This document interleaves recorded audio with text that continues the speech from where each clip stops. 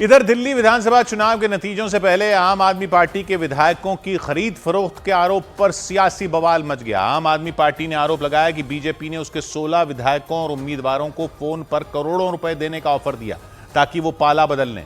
आम आदमी पार्टी ने एक फोन नंबर भी जारी किया और दावा किया कि उसके एक विधायक के पास उसी नंबर से फोन आया था। लेकिन आम आदमी पार्टी के आरोपों के बाद बीजेपी ने दिल्ली के एलजी को चिट्ठी लिखकर आरोपों की जांच की मांग कर दी। इसके बाद एलजी ने एंटी करप्शन ब्रांच को मामले की जांच के आदेश दे दिए।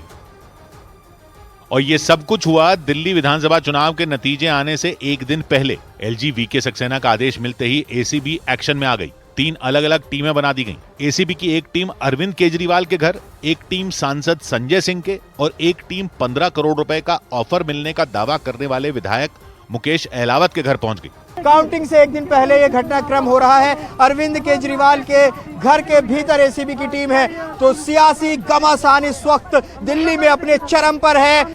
आम आदमी पार्टी के सांसद संजय सिंह ने एसीबी की कार्रवाई पर सवाल उठाए। उन्होंने आरोप लगाया कि एसीबी के अधिकारी भी बीजेपी के इशारों पर काम कर रहे हैं। बीजेपी की शिकायत का इंतजार कर रहे थे कि हमारे बाबूजी जब बोलेंगे तब हम घर से निकलेंगे। क्यों? हालांकि बीजेपी ने आम आदमी पार्टी के सभी आरोपों को खारिज कर दिया। अगर आपके पास तथ्य हैं तो रखिए, नहीं तो फिर इसका परिणाम भुगतने के लिए तैयार रहिए।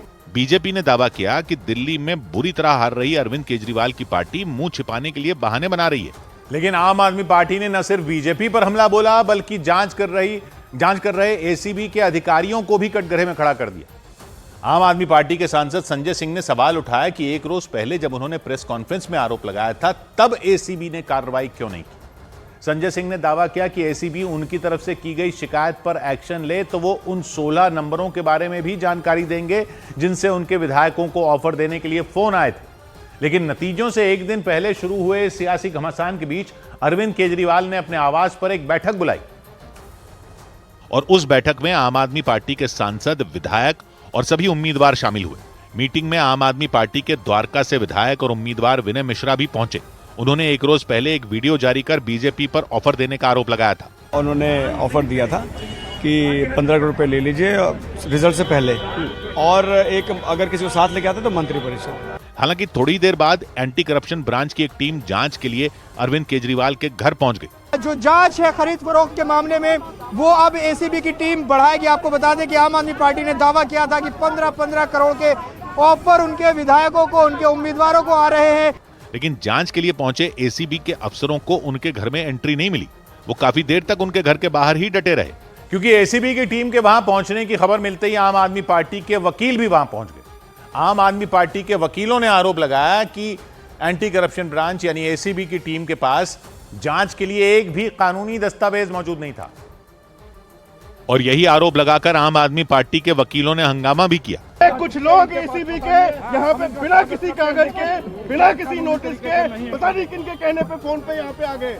काफी देर तक एसीबी की टीम अरविंद केजरीवाल के घर के बाहर ही खड़ी रही। बाद में पूछताछ के लिए कानूनी नोटिस देकर वो लौट गई। दिल्ली विधानसभा चुनाव के परिणाम घोषित होने से कुछ घंटे पहले चल रही सियासी घमासान की शुरुआत एक रोज पहले हुई थी, क्योंकि आम आदमी पार्टी के सांसद संजय सिंह ने अपने विधायकों की खरीद फरोख्त का आरोप लगाकर एक प्रेस कॉन्फ्रेंस की।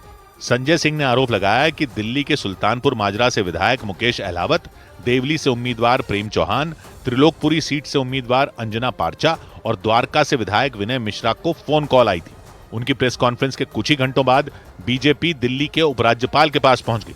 बीजेपी ने आरोप लगाया कि आम आदमी पार्टी की तरफ से लगाए गए आरोप झूठे और निराधार हैं। उधर महाराष्ट्र में पिछले साल हुए विधानसभा चुनाव में धांधली का आरोप लगाते हुए राहुल गांधी ने चुनाव आयोग के खिलाफ मोर्चा खोल दिया। राहुल गांधी ने आरोप लगाया कि महाराष्ट्र के विधानसभा चुनाव में लाखों वोटरों को दूसरे राज्यों से लाया गया था। उन्होंने दावा किया कि दूसरे राज्यों से लाए गए वोटरों की वजह से ही कई सीटों पर बीजेपी की जीत हुई। और राहुल गांधी ने यह आरोप लगाते हुए चुनाव आयोग से महाराष्ट्र में लोकसभा चुनाव और विधानसभा चुनाव के वोटरों की लिस्ट मांग ली। महाराष्ट्र में महाविकास आघाड़ी का हिस्सा रही कांग्रेस, शिवसेना, उद्धव ठाकरे गुट और शरद पवार वाली एनसीपी ने चुनाव आयोग को निशाने पर लिया। इस मामले में एक प्रेस कॉन्फ्रेंस कर राहुल गांधी ने आरोप लगाया कि महाराष्ट्र सरकार के मुताबिक राज्य में वोटरों की संख्या 9 करोड़ 54 लाख के आसपास है, लेकिन चुनाव आयोग ने जो डेटा दिया उसके मुताबिक महाराष्ट्र के विधानसभा चुनाव में करीब 9 करोड़ 70 लाख लोगों ने वोट डाले। मतलब राहुल गांधी ने यह आरोप लगाया कि महाराष्ट्र के चुनाव में इतने वोट डल गए जितने वहां वोटर ही नहीं थे और उनके मुताबिक ये एक्स्ट्रा वोट बीजेपी के खाते में गए। वोट ऐड हुए, हमारे अलायंस की वही वोट है, एडिशनल वोट से बीजेपी जीत रही है। 90+ स्ट्राइक रेट। राहुल गांधी ने चुनाव आयोग से महाराष्ट्र में हुए लोकसभा और विधानसभा चुनाव के वोटरों की लिस्ट मांगी।